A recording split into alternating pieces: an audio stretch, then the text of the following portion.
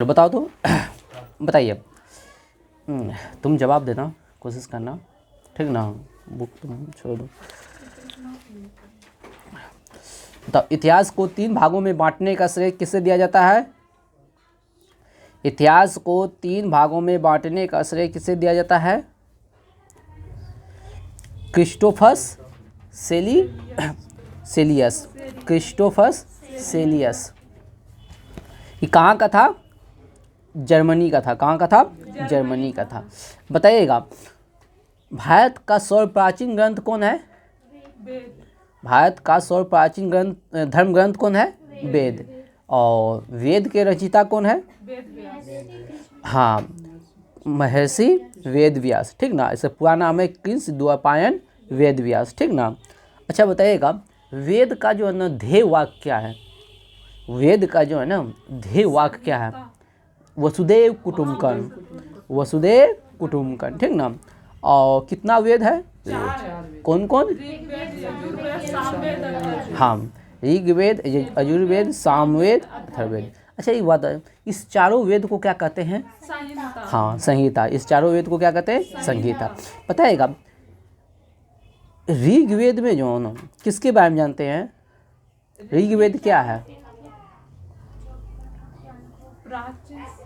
ऋचाओं के क्रमबद्ध ज्ञान। हाँ, ऋचाओं के क्रमबद्ध ज्ञान के संग्रह को क्या कहते हैं? ऋग्वेद कहते हैं। अच्छा एक बात बताइए, ऋग्वेद में कितने मंडल हैं? 10 मंडल। हाँ, 10 मंडल है। और सूत्र कितने हैं? 1028 सूत्र है। और ऋचाएँ कितना है? 10,462। एकदम ठीक है। अच्छा एक बात बताइए, वेद को पढ़ाने वाले ऋषि को क्या कहते हैं? होत्री। क्या कहते हैं? होत्री। ऋग्वेद को पढ़ाने वाले ऋषि को क्या कहते हैं? होत्री कहते हैं, ठीक ना। अच्छा एक बात बताइए, जो ऋग्वेद का 3रा मंडल है वो किस देवता को समर्पित है? हाँ, सावित्री को। सावित्री किसका देवता है? सूर्य का देवता है। सावित्री किसका देवता है? सूर्य का देवता है, ठीक ना। और अच्छा एक बात बताइए, ये जो ऋग्वेद का 3रे मंडल है, ठीक है, किसका मंत्र पढ़ा जाता है? गायत्री मंत्र। तो तीनों बात याद रखिएगा, सूर्य देवता, गायत्री मंत्र, सूर्य देवता, गायत्री मंत्र और सावित्री। बात समझिए, किसका? सावित्री, ठीक ना। मंत्र में गायत्री, देवता में सावित्री। और सावित्री देवता के लिए कौन जाना जाता है? सूर्य। कौन जाना जाता है? सूर्य। अच्छा एक बात है, कि गायत्री मंत्र का रचयिता कौन है? विश्वामित्र। कौन है? विश्वामित्र। कौन है? विश्वामित्र, ठीक है। बताइएगा, सोमरस की चर्चा जो है किस मंडल में है? 9वें मंडल में। सोमरस की चर्चा। ये सोमरस क्या होता है बताइएगा कोई? जैसे अभी हम लोग पीते हैं ना। हाँ, मदिरा है। भगवानों का पिए जाने वाली शराब मदिरा, ठीक ना। पेय पदार्थ, ठीक ना, वो हुआ सोमरस। जैसे हम लोग शराब पीते हैं तो भगवान सब जो पीता था वो हो गया सोमरस। चलिए, 8वें मंडल की हस्तलिखित ऋचाओं को क्या कहते हैं? खील कहते हैं। क्या कहते हैं? खील कहते हैं। अच्छा बताइएगा, ऋग्वेद में सबसे बड़ा मंडल कौन सा है? 10वां। सबसे बड़ा मंडल कौन सा है? 10वां मंडल है, ठीक ना। बताइएगा, नदी स्तुति की चर्चा किस मंडल में है? ऋग्वेद के 10वें मंडल में। और पुरुष सूक्त की चर्चा किसमें? 10वें मंडल में। पुरुष सूक्त की चर्चा किसमें है? 10वें मंडल में।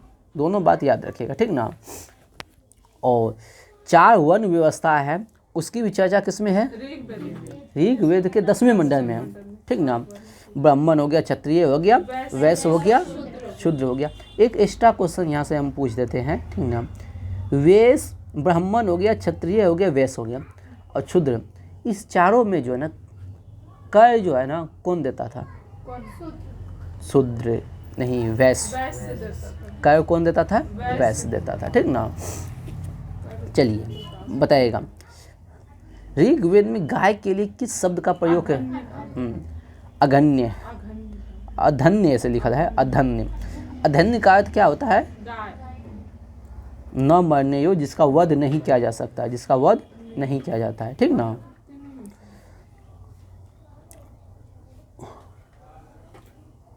अगर ऋग्वेद में आत्मा की चर्चा है, आत्मा की चर्चा हाँ है। नहीं, ऋग्वेद में आत्मा का चर्चा नहीं है, ठीक ना। ऋग्वेद में आत्मा के बारे में मौन है, ठीक। ब्रह्मा का उल्लेख है लेकिन आत्मा का नहीं है। बताइएगा, वामना अवतार आप लोग नाम सुने होंगे, वामना अवतार का चर्चा किस वेद में है? ऋग्वेद में, याद रखिएगा, ठीक ना। वामना अवतार जो है ना, उसका चर्चा है, जो 3 पग में जो ना पूरा पृथ्वी लोक को नाप लिया था, ई लोक परलोक पूरे को, ठीक ना, विष्णु भगवान, ठीक। बताएगा इंद्र के लिए कितना मंत्र? 250। ऋग्वेद में इंद्र के लिए 250, अग्नि के लिए 200, अग्नि के लिए 200। बताएगा किस वेद में मंत्र और बलि के बारे में चर्चा है? यजुर्वेद में मंत्र और बलि के बारे में चर्चा है, वो यजुर्वेद। अच्छा, यजुर्वेद के पाठकर्ता को क्या कहते हैं? अधायु। क्या कहते हैं? अधायु कहते हैं, ठीक ना। अब बताइएगा, ये याद रखिएगा, गद और पद दोनों वेद है। यजुर्वेद कहते हैं गद और पद दोनों को। और यज्ञ सबकी जो चर्चा है किसमें है? यजुर्वेद में। यज्ञ सबकी चर्चा किसमें है? यजुर्वेद में। बताइए गायन की चर्चा किसमें है? जो गीत है, संगीत है, गीत और संगीत का चर्चा किसमें? सामवेद में। गीत और संगीत का जनक किसे कहते हैं? सामवेद। और सामवेद की पाठकर्ता को क्या कहते हैं? उदात्री। उदात्री।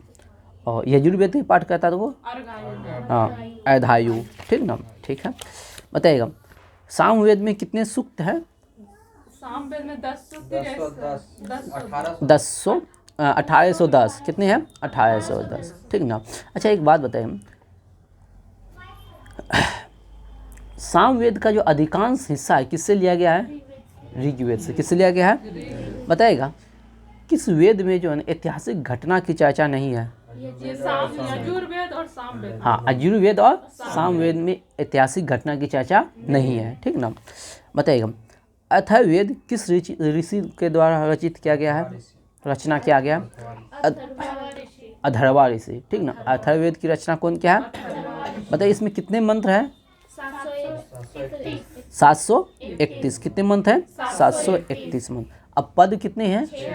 6000 पद। कितने हैं? 6000 पद हैं, ठीक ना, याद रखिएगा।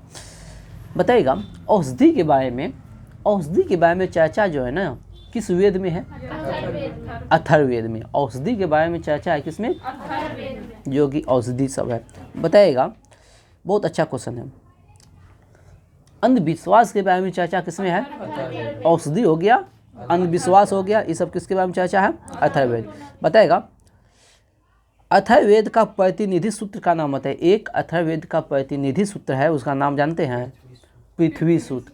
पृथ्वी सूत्र जो है ना अथर्ववेद का प्रतिनिधि सूत्र है। इसमें क्या कहा गया? मनुष्य के जीवन से संबंधित जितने क्रियाकलाप है, जैसे शादी, विवाह, तलाक, ठीक ना, जितना भी है मनुष्य के जीवन से संबंधित सारे के बारे में बताया गया। किसमें? अगर कुछ पूछे जिसमें लगे ये मनुष्य के से संबंधित है और नहीं कुछ जानते तो मारिएगा तुक्का अथर्ववेद। अथर्ववेद के पृथ्वी सूत्र में जैसे हम पढ़ के सुना देते हैं, जैसे हो गया गृह निर्माण, कृषि, ठीक ना, गृह निर्माण घर बनाना हो गया, कृषि हो गया, व्यापार हो गया, रोग हो गया, विवाह हो गया, प्रणय गीत हो गया, राजभक्ति हो गया, चुनाव हो गया, वनस्पति औषधि, वशीकरण। वशीकरण ये बताएंगे बाद में हम बस में करना, ठीक ना। ये सब किसके बारे में कहाँ चर्चा? पृथ्वी सूत्र में, अथर्ववेद के पृथ्वी सूत्र। और सबसे विषय में जाना जाता है अंधविश्वास और जादू टोना। अथर्ववेद में अंधविश्वास और जादू टोना, ठीक ना। चलिए बताइएगा कौन सा वेद में, क्वेश्चन बहुत बार आया है एग्जाम में, सभा और समिति को प्रजापति की 2 पुत्रियां का अथर्ववेद में, ठीक ना। सभा और समिति को, ठीक ना, प्रजापति की 2 पुत्रियां कहाँ है? अथर्ववेद में, ठीक ना। चलिए बताइएगा ऋग्वेद का एकमात्र जीवित शाखा कौन सा है? साकल। कौन है? साकल, ठीक है, एकदम सही है। बताइएगा शौनक और पेपलाद किसकी शाखाएं हैं? शौनक और पेपलाद, हाँ, अथर्ववेद की शाखाएं हैं। बहुत अच्छा। बताइएगा सबसे प्राचीन वेद कौन सा है? ऋग्वेद है। और सबसे बाद का वेद है अथर्ववेद है। एकदम है। बताइएगा ऋग्वेद का ब्राह्मण ग्रंथ कौन है? एतरे हाँ, ऐत्रेय और कौशिकीय, एकदम राइट है। यजुर्वेद का ब्राह्मण ग्रंथ कौन है? सतपथ और तत्रित। हाँ, सतपथ और तैत्तिरीय। एक बार ट्रिक भी बताए थे, एक सतपथ, ठीक ना, और 25 सतवीट जेमिनीय, 25 हो गया, समवीस हो गया, जेमिनीय हो गया, तैत्तिरीय हो गया। ये सब किसका है? सामवेद का है। किसका है? सामवेद का है। गोपथ किसका है? अथर्ववेद का है। ठीक है।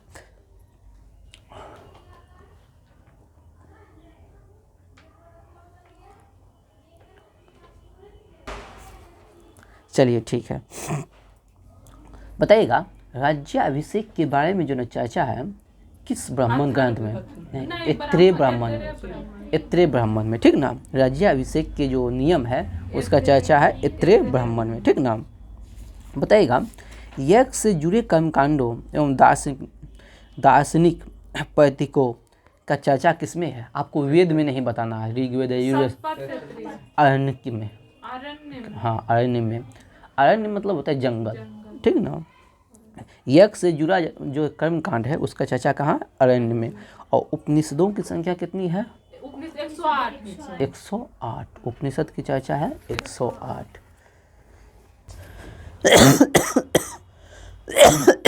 चलिए, स्त्रियों की सर्वाधिक गिरी हुई स्त्री की चर्चा किसमें है? मैत्री संहिता में, ठीक ना। बताइएगा पुरुष की अर्धांगिनी कहा गया है किसमें? सतपथ ब्राह्मण में। किसने कहा? सतपथ ब्राह्मण। चारों आश्रम व्यवस्था का उल्लेख किसने है? जवालो उपनिषद में। और 3 आश्रम व्यवस्था का छंदो उपनिषद में, ठीक ना। चलिए बताते हैं। और वेदांत की संख्या कितनी है? 6 है। शिक्षा हो गया, कल्प हो गया, निरुक्त हो गया, ज्योति हो गया, ठीक ना, छंद हो गया। चलिए आगे बढ़ते हैं। बताइएगा सबसे प्राचीन धर्म सूत्र कौन सा है? सबसे प्राचीन धर्म सूत्र कौन सा है? गौतम। सबसे प्राचीन है गौतम है। बताइएगा विष्णु पुराण जो है ना किस वंश से संबंधित है? हाँ, मौर्य वंश से है, राइट आंसर है। मत्स्य पुराण किससे है? सातवाहन वंश से, ठीक ना। वायु पुराण किससे है? ऐसे याद रखिएगा, वायु क्या है? दिखाई देता है, गुप्त है, तो गुप्त वंश है, ठीक ना। चलिए आगे बढ़ते हैं। पुराणों में जो है ना सबसे प्राचीन और प्रमाणिक पुराण कौन सा है? मत्स्य पुराण है। कौन सा पुराण है? मत्स्य पुराण। अब पुराणों की संख्या कितना है? 18 है। और उपनिषदों की संख्या कितना है? 108 है, ठीक ना। बताइएगा सामाजिक और सांस्कृतिक दृष्टि से सबसे महत्वपूर्ण पुराण कौन सा है? नहीं, विष्णु, हाँ, अग्नि पुराण, सॉरी, अग्नि पुराण, एकदम राइट है, अग्नि पुराण, ठीक ना। चलिए आगे बढ़ते हैं। हीनयान का प्रमुख ग्रंथ कौन सा है? कथावस्तु। हीनयान का प्रमुख ग्रंथ कौन सा है? कथावस्तु। हाँ, अच्छा बताइएगा गौतम बुद्ध के पूर्ण जन्म की कहानी कहाँ वर्णित? जातक कथाएं में। और जो जातक कथा है, ठीक ना, शुद्ध निकाय के 10वें अध्याय में है, ठीक ना। सूत पिटक के शुद्ध निकाय के 10वें अध्याय में है। चलिए आगे बढ़ते हैं।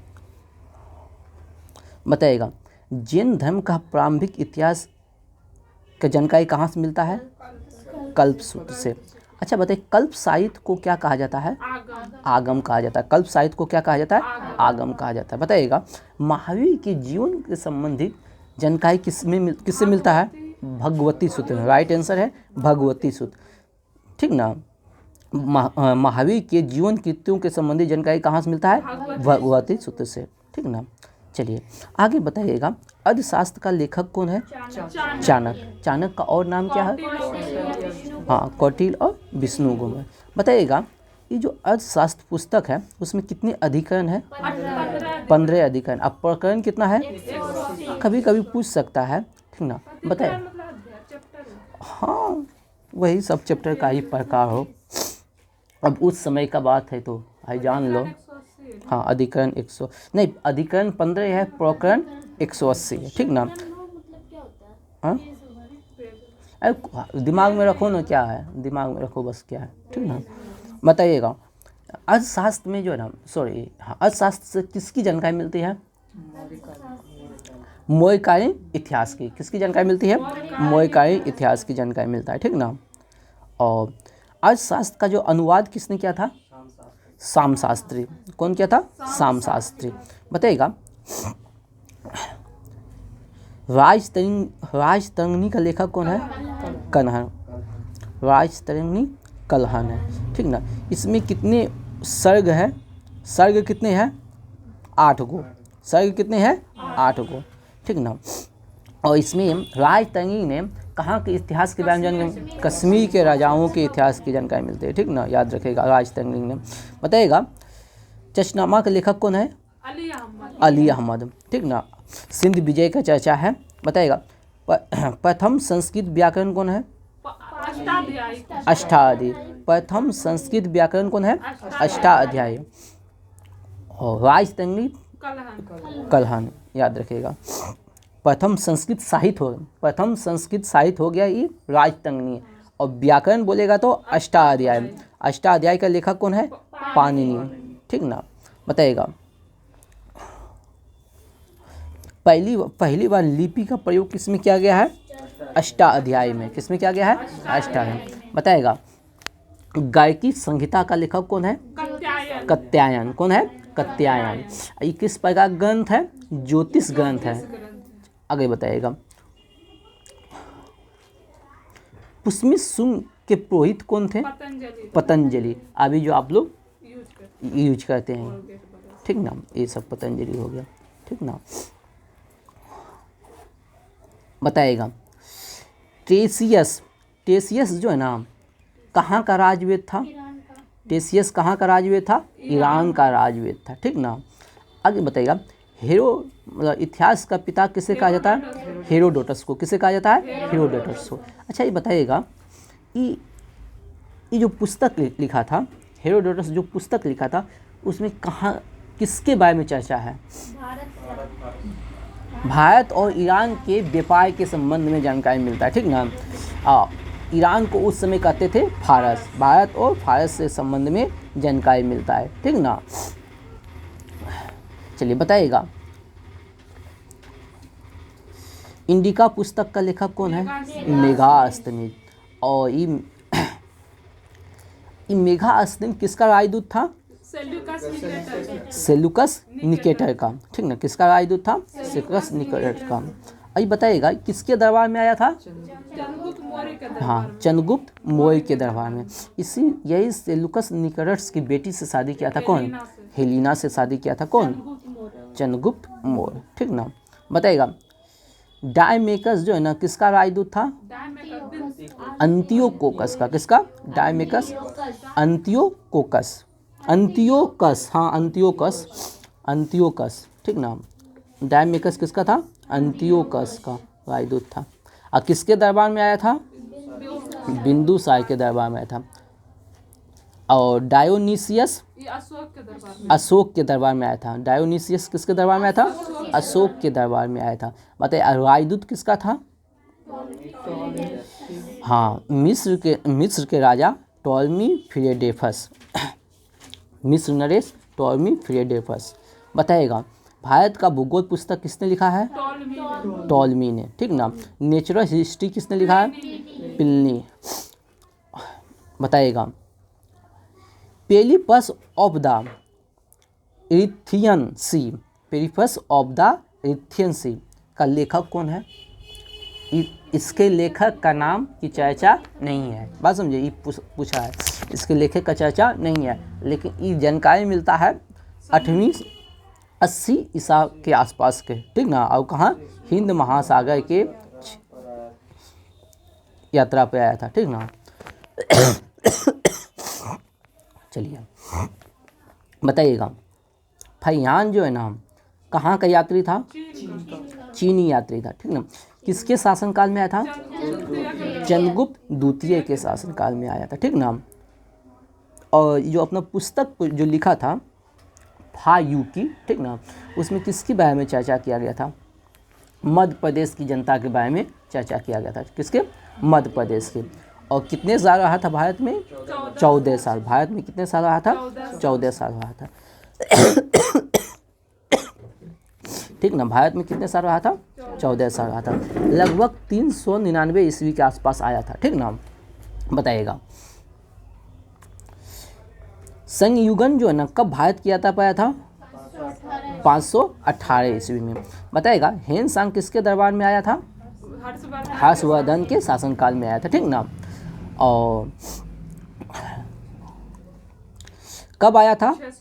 629 ईस्वी में। और कितने साल रहा था? 15 साल रहा था। कब गया था? 645 ईस्वी में गया था। ठीक ना, फाहियान 14 साल और हिंसा 15 साल। ठीक ना, और इसकी रचना कौन है? CU की। कौन है? CU की। इसकी रचना कौन है? CU की। जिसमें जो है ना 138 देशों का विवरण मिलता है। कितने देशों का? 138 देशों का विवरण मिलता है। ठीक ना, और एक लाइन है पढ़ के सुना देते हैं।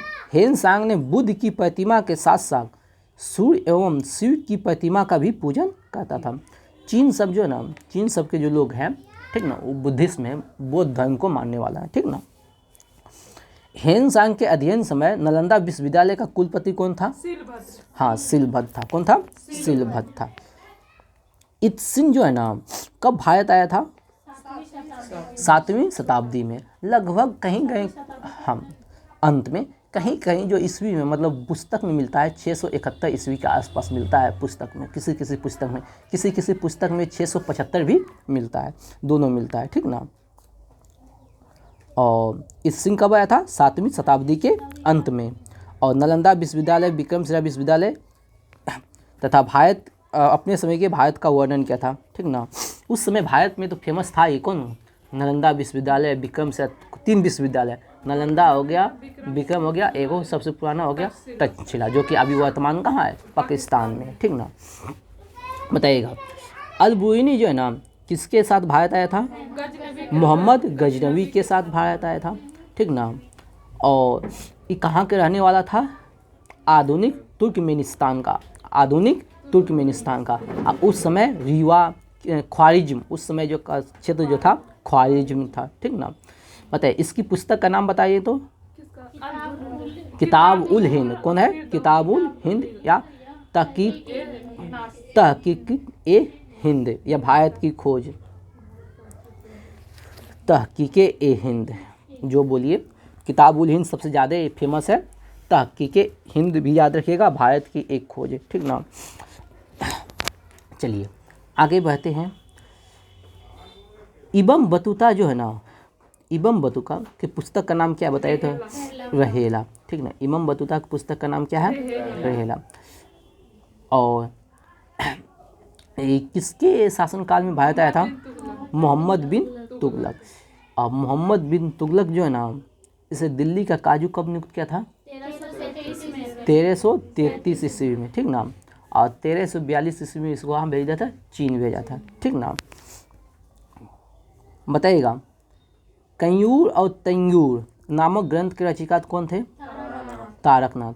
और कहाँ का लेखक था? तिब्बती लेखक था। ठीक, कैयूर और तैयूर। ठीक ना, बताइएगा मार्को पोलो जो है ना किस देश की मार्को पोलो किस देश की यात्रा पर आया था? दक्षिण भारत में आया था। ठीक ना, पांड्य देश की यात्रा पर, दक्षिण भारत में आया था पांड्य देश की यात्रा पे। ठीक ना, और किस शताब्दी से संबंधित है? 13वीं शताब्दी से संबंधित है। बताइएगा भारतीय पुरातत्व शास्त्र का पितामह किसे कहा जाता है? हाँ, कलिंगम को। ठीक ना, फादर ऑफ आर्कियोलॉजी किसे कहा जाता है? कलिंगम को। ठीक ना, याद रखिएगा। बताइएगा बुजाक कोई जो अभिलेख है कितना पुराना है? बुजाक कोई अभिलेख 1400 ईसा पूर्व है। बताइएगा इसमें किसके किसके नाम की चर्चा है? मित्र, वरुण, इंद्र और नासत। ठीक ना, नासत किसका देवता है? अश्वनी का। ठीक ना, बताइएगा भागवत धर्म के विकसित होने का प्रमाण किसके अभिलेख से मिलता है? भागवत धर्म के विकसित होने का प्रमाण किससे मिलता है?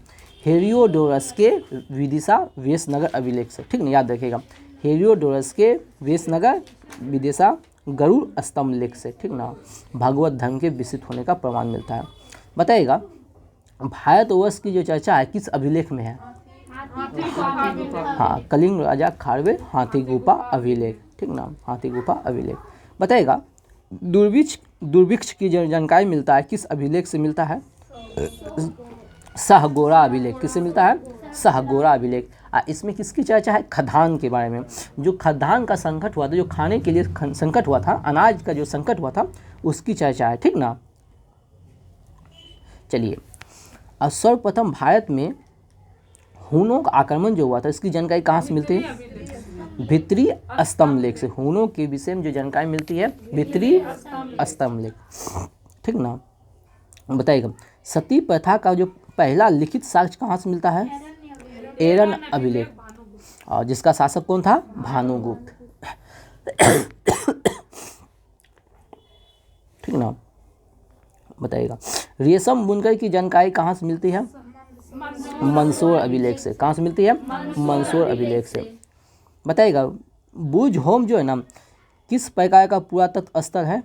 नौपाषाण कालीन है, और वहाँ का जो घर है गर्तावास है, यानी कि अंडरग्राउंड घर है, ठीक ना। और जहाँ जो है ना प्रमाण मिला है मनुष्य के साथ कुत्तों के दफनाने का, मनुष्य के साथ कुत्तों के दफनाने का। प्राचीन सिक्के को क्या कहते हैं? आहत सिक्के, ठीक है। इसे साहित्य में क्या कहते हैं? कसावपर्ण कहते हैं। क्या कहते हैं? कसावपर्ण कहते हैं, ठीक ना। चलिए बताइएगा सर्वप्रथम सिक्कों पर लेख लिखने का कार्य किसने स्टार्ट किया था? यवन शासकों ने, ठीक ना। सिक्कों पर लेख लिखने का काम स्टार्ट किया था यवन शासकों ने, ठीक ना। और सबसे पहले सोने की सिक्का जारी किया था कौन? नहीं, सबसे यवन हिंद यूनानियों ने, ठीक ना। सिक्का पर लेख बोलेगा तो यवन शासकों, और सोने की सिक्का हिंद यूनानी, ठीक ना। चलिए बताइएगा हाथी गुफा अभिलेख, कलिंग राजा खारवेल, और जूनागढ़ अभिलेख रुद्रदामन हो गया, नासिक अभिलेख हो गया गौतमी बलसरी हो गया, और प्रयाग स्तंभ लेख हो गया समुद्रगुप्त हो गया, एहोल अभिलेख हो गया पुलकेशी द्वितीय हो गया, मंदसौर अभिलेख हो गया मालवा नरेश यशोवर्मन, और ग्वालियर अभिलेख प्रतिहार नरेश भोज। अब भित्री एवं जूनागढ़ अभिलेख हो गया स्कंदगुप्त हो गया। कौन हो गया? स्कंदगुप्त हो गया। और देवपारा अभिलेख हो गया, हाँ, देवपारा अभिलेख हो गया विजय सेन, ठीक ना। भित्री जूनागढ़ अभिलेख हो गया स्कंदगुप्त। अभिलेख के अध्ययन को क्या कहते हैं? इपिग्राफी। क्या कहते हैं? इपिग्राफी कहते हैं। चलिए बताइएगा, हाँ पूरा, ठीक ना। याद रखिएगा समुद्रगुप्त के जो सिक्का है उस पे जो है वीणा बजाने का चिन्ह है, वीणा बजाते हुए मुद्रा में दर्शाया गया, ठीक ना। बताइएगा रोमन सिक्के कहाँ से प्राप्त हुए हैं? अरिक्मेडू से। कहाँ से प्राप्त हुए हैं? अरिक्मेडू से। अब अरिक्मेडू कहाँ है? पांडिचेरी के आसपास के, ठीक ना। बताइएगा स्वर्ण भूमि किसे कहते हैं? म्यांमार को। स्वर्ण भूमि किसे कहते हैं? और स्वर्ण द्वीप किसे कहते हैं? मलाया। स्वर्ण द्वीप किसे कहते हैं? मलाया। यवद्वीप किसे कहते हैं? जावा। यवद्वीप किसे कहते हैं?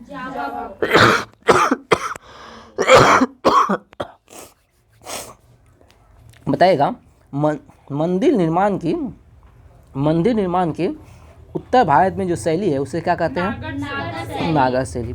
मंदिर निर्माण की उत्तर भारत की जो शैली उसे क्या कहते हैं? नागर शैली।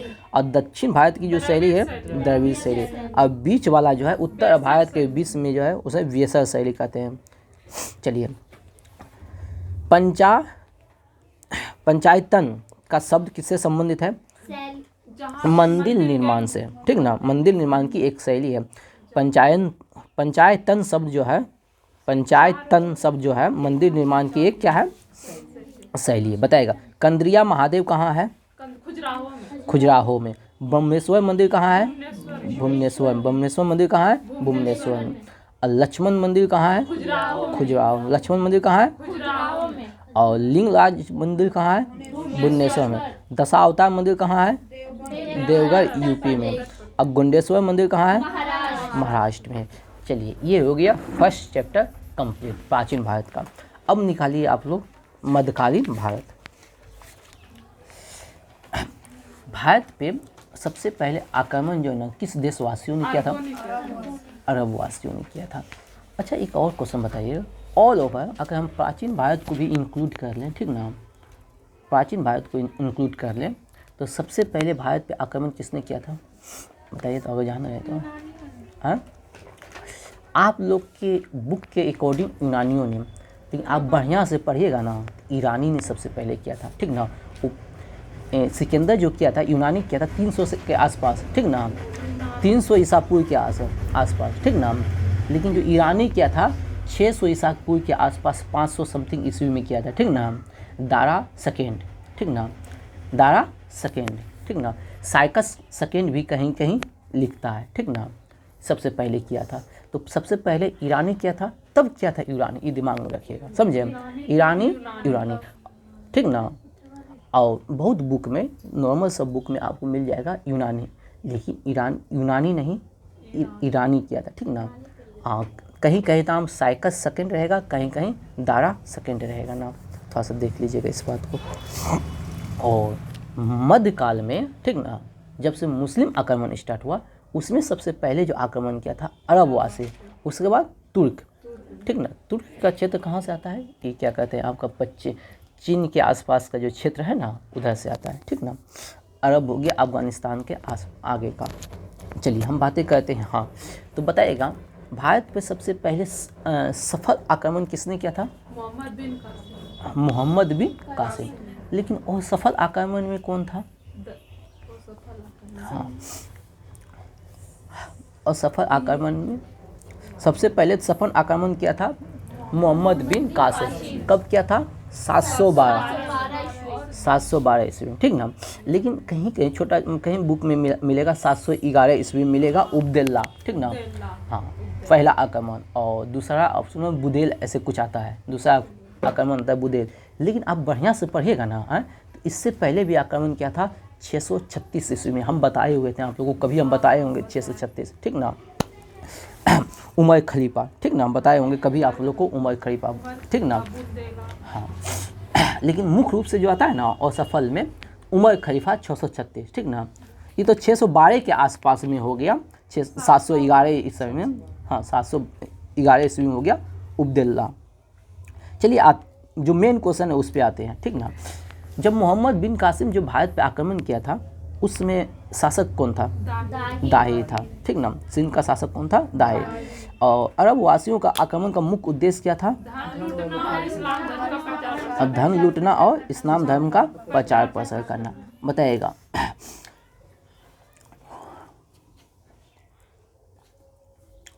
मोहम्मद गजनी जो है ना, मोहम्मद गजनी कहाँ का आक्रमणकारी था?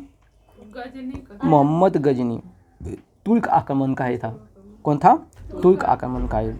बताइएगा गजनी साम्राज्य का संस्थापक कौन था? अलप्तगीन था। कब किया था? 932 ईस्वी में। कब किया था? 932 ईस्वी में। और गजनी साम्राज्य की राजधानी कहाँ था? गजनी ही था, ठीक ना। बताइएगा अल्पगीन की मृत्यु के बाद जो ना शासक कौन बना? प्रीतिगीन, ठीक ना। प्रीतिगीन लुसेंट के अकॉर्डिंग, ठीक ना, भारत पे जो आक्रमण हुआ था तो प्रीतिगीन के समय हुआ था। लेकिन थोड़ा सा और इधर उधर का बुक पलटेंगे तो सुबुक्तगीन जो है ना भारत पे आक्रमण किया था, ठीक ना। समझे? तो मुख्य रूप से याद रखिएगा, ज़्यादा जो रिसोर्सेस देता है सुबुक्तगीन, ठीक ना। लेकिन लुसेंट के अकॉर्डिंग कौन है? प्रीतिगीन। भारत पे आक्रमण हुआ था। प्रथम तुर्क आक्रमण के समय, ठीक ना, पंजाब का शासक कौन था? जयपाल था। कौन था? पंजाब का शासक कौन था? जयपाल था। पंजाब का शासक कौन था? जयपाल था। पंजाब का शासक कौन था? जयपाल था, ठीक ना। आगे बताइएगा अलप्तगीन का गुलाम और दामाद कौन था? सुबुक्तगीन। कौन था? सुबुक्तगीन। गजनी के शासक कब बना? 977 ईस्वी में। कब बना? 977 ईस्वी में, ठीक ना। और अल्तुर्गिन कब बैठा था? 932 ईस्वी में। अल्तुर्गिन 932 ईस्वी में। और सुब्तगिन कब हुआ? 977 ईस्वी में, ठीक ना। बताइएगा महमूद गजनी का पिता का नाम क्या था? सुबुक्तगिन। सुबुक्तगिन, ठीक ना। और महमूद गजनी का जन्म कब हुआ था? 971 ईस्वी में। कब हुआ था? 900। और महमूद गजनी जो है ना, अपने पिता के शासनकाल में कहाँ का शासक था? खुरासन का। कहाँ का था? खुरासन का। कहाँ का था? खुरासन। कितने वर्ष की अवस्था में जो है ना ये गद्दी पर बैठा? 27 वर्ष की अवस्था में। कब बैठा था? 1998 ईस्वी में महमूद गजनी जो है ना गद्दी पर बैठा। और गद्दी पर बैठने के लिए थोड़ा सा हल्का फुल्का अपने भाइयों के साथ युद्ध करना पड़ा था। इस्माइल के साथ थोड़ा सा युद्ध करना पड़ा था इसे, ठीक ना, हल्का सा। बताइएगा जब ये गद्दी पर बैठा, गजनी की गद्दी पर बैठा, उस समय बगदाद का खलीफा कौन था? अल आदिल बिल्ला। कौन था? बगदाद का खलीफा अल आदिल बिल्ला, जो कि इसको जो है ना महमूद गजनी को पद की मान्यता दिया, ठीक ना। और उपाधि दिया अमीन उल दौला और यमीन उल मिल्ला। यमीन उल दौला, यमीन उल मिल्ला की उपाधि दिया। महमूद गजनी भारत पर कितने बार आक्रमण किया था? 17 बार आक्रमण किया था, ठीक ना। और इसे क्या किस नाम से जाना जाता है? मूर्ति भंजक और बुत सिकन भी कहा जाता है, ठीक है। ये नहीं दिया हुआ है। चलिए आगे बढ़ते हैं हम। महमूद गजनी भारत पर प्रथम आक्रमण कब किया था? 1000 ईस्वी में। और पंजाब के आसपास पेशावर के कुछ क्षेत्रों को क्या किया था? लूटा था, ठीक ना। पेशावर के कुछ क्षेत्रों को लूटा था। और 1001 ईस्वी में जो आक्रमण हुआ था वो किसके विरुद्ध हुआ था? जयपाल के विरुद्ध हुआ था। किसके विरुद्ध हुआ था? जयपाल के विरुद्ध हुआ था। और जयपाल का हुआ था? पराजय हुआ था, ठीक ना। और नगर कोट के विरुद्ध आक्रमण कब हुआ था? 1008 ईस्वी में। नगर कोट के विरुद्ध कब हुआ था? 1008 में। और मूर्तिवाद के विरुद्ध पहली जीत माना जाता है। इसमें मुझे ना नगर कोट में जो ना बहुत सारा मंदिरों को क्या किया था? लूटा था। बहुत सारे मंदिरों को लूटा था। चलिए बताइएगा सोमनाथ का मंदिर कब लूटा था? 1025। ये अंतिम आक्रमण से एक पहले था, यानी कि 16वें आक्रमण था ये, ठीक ना। और इसमें कितना दिनार लूटा था? 20 लाख लगभग दिनार की संपत्ति लूटा था। 20 लाख मंदिर से। भारत के मंदिरों में जो है ना बहुत सारा सोना चांदी जेवरात धन है, ठीक ना। और वहाँ की मुद्रा है, ठीक ना। और सोमनाथ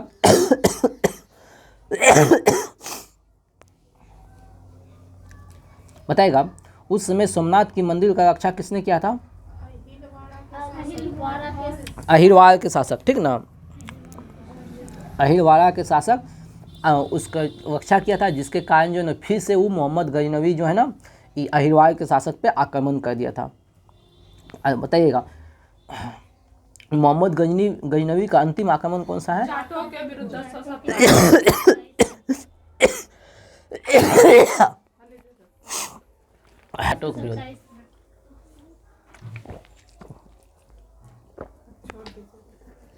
नहीं पूछ लेते हैं।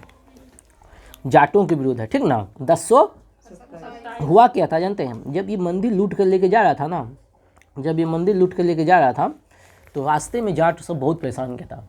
जाट सब लुटेरा था, ठीक ना। तो उसको सबक सिखाने के लिए जो है ना फिर से वापस आया। और जब वापस आया तो थोड़ा सा मोहम्मद गजनवी जो है ना घायल हो गया तो फिर उसका मृत्यु हो गया था। 1030 ईस्वी में उसका मृत्यु हो गया था, ठीक ना। और सोमनाथ मंदिर को पुनः निर्मित कौन करवाया था? 13 नवंबर 1947 को सरदार वल्लभ भाई पटेल ने, ठीक ना। और राजेंद्र प्रसाद 1951 ईस्वी में मंदिर में प्राण प्रतिष्ठा करवाया था। चलिए बताइएगा मृत्यु बताइए दिए। मोहम्मद गजनी का मृत्यु 1030 ईस्वी में हुआ था। अंतिम आक्रमण जाटों के विरुद्ध था। सुल्तान की उपाधि धारण करने वाला पहला शासक कौन था? हाँ, सुल्तान की उपाधि धारण करने वाला पहला शासक कौन था? महमूद गजनी, ठीक ना। और महमूद गजनी की सेना में हिंदू कौन कौन थे? हिंदू हम्म, सेवंत राय और तिलक। सेवंत राय और तिलक, सेवंत राय और तिलक था।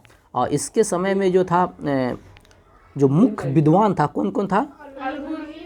उत्तरी और फरुखी। हाँ, अलबुर्नी हो गया, फिरदौसी हो गया, उत्तबी हो गया और फारूकी हो गया। बताइएगा महमूद गोरी जो है ना वो कहाँ का शासक था? गौड़ प्रांत का। कहाँ का? गौड़ प्रांत का। और गौड़ कहाँ है? गजनी के प्रांत के आसपास का क्षेत्र है, उसी के अंदर का क्षेत्र है, ठीक ना। भारत पे आक्रमण, पहला आक्रमण कब किया था मोहम्मद गोरी? 1175 ईस्वी में, ठीक ना। ये मुल्तान के विरुद्ध किया था।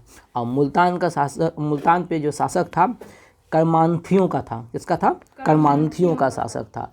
और मोहम्मद गोरी जो भारत में प्रवेश किया था गोमल धरला से होकर प्रवेश किया था, ठीक ना।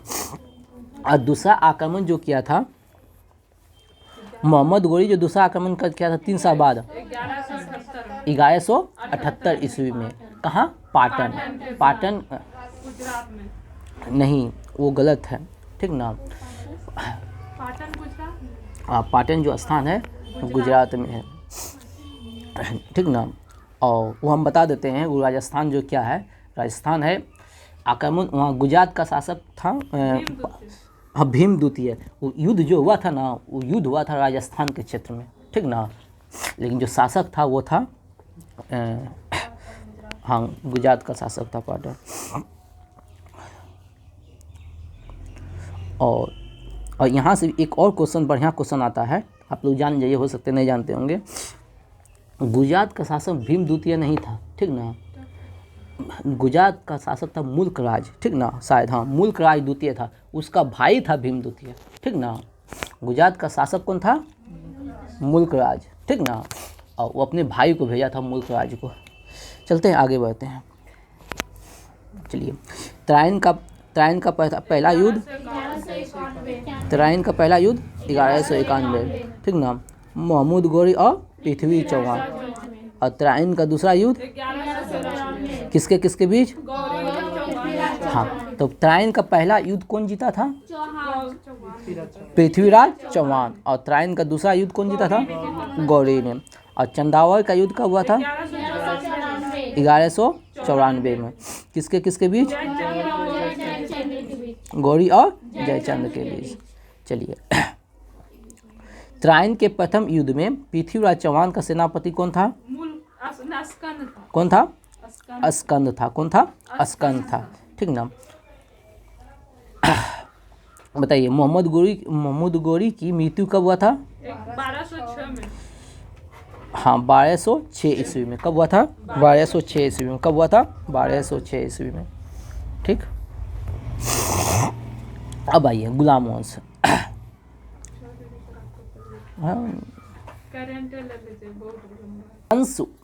कांस वर्ल्ड फिल्म फेस्टिवल में सर्वश्रेष्ठ एक्शन पुरस्कार कौन जीता था? कांस वर्ल्ड फिल्म फेस्टिवल में सर्वश्रेष्ठ एक्शन का पुरस्कार कौन जीता था? द सवाईवल, ठीक ना, याद रखिएगा, द सवाईवल, ठीक ना। कांस स्थान कहाँ है? फ्रांस में, ठीक ना, याद रखिएगा। बताइएगा, किस राज्य का तट मंदिर भारत का पहला हरित ऊर्जा पुरातत्व स्थल बना है? किस राज्य का तट मंदिर भारत का पहला हरित ऊर्जा पुरातत्व स्थल बना है? याद रखिएगा, तमिलनाडु। कहाँ का? तमिलनाडु। कहाँ का है? तमिलनाडु। श्री अन्न जो है ना, यूपी सरकार 5.82 मीट्रिक टन खरीदेगा श्री अन्न। और 2023 का जो वर्ष है श्री अन्न का है, मोटे अनाज का है, मिलेट का वर्ष है, 2023 का वर्ष, ठीक ना। बताएगा, एशियन गेम में भारत जो ना, याद रखिएगा, एशियन गेम में भारत 107 पदक जीता। एशियन गेम में भारत कितने पदक जीता? स्वर्ण हो गया, उसके रुक जाइए, स्वर्ण हो गया, रजत हो गया और कांस्य। स्वर्ण, रजत, कांस्य, ठीक ना। तो 28, 38, 41, 28 + 10 38, 13, 41, ठीक ना। 28, 38, 41 याद रखिएगा, ठीक ना। अखिल भारतीय पुलिस विज्ञान कांग्रेस, अखिल भारतीय पुलिस विज्ञान कांग्रेस, अखिल भारतीय पुलिस विज्ञान कांग्रेस कहाँ हुआ था? देहरादून। और हॉकी में गोल्ड जो ना भारत 9 साल के बाद जीता था। हॉकी में गोल्ड भारत कितने साल के बाद? 9 साल के बाद जीता।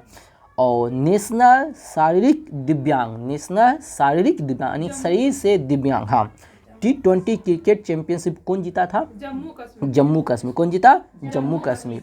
अगला क्वेश्चन है, अर्थशास्त्र का नोबेल किसे मिला? क्लाउडिया गोल्डिन, ठीक ना, क्लाउडिया गोल्डिन को। ये कहाँ का है? अमेरिका का है। और खामती चावल को GI टैग मिला है, कहाँ का है? अरुणाचल प्रदेश का। खामती चावल कहाँ का है? ई कैबिनेट प्रणाली को लागू करने वाला चौथा राज्य कौन है? त्रिपुरा। पहला हो गया हिमाचल प्रदेश हो गया। और कृषि विज्ञान कांग्रेस का आयोजन कहाँ हुआ? कोच्चि में। कहाँ हुआ? कोच्चि में। कृषि विज्ञान कांग्रेस का आयोजन कहाँ हुआ? कोच्चि में। NLC इंडिया ने कहाँ 810 मेगावाट की सौर फोटोवोल्टिक परियोजना हासिल किया है? राजस्थान में। कहाँ किया है? राजस्थान में।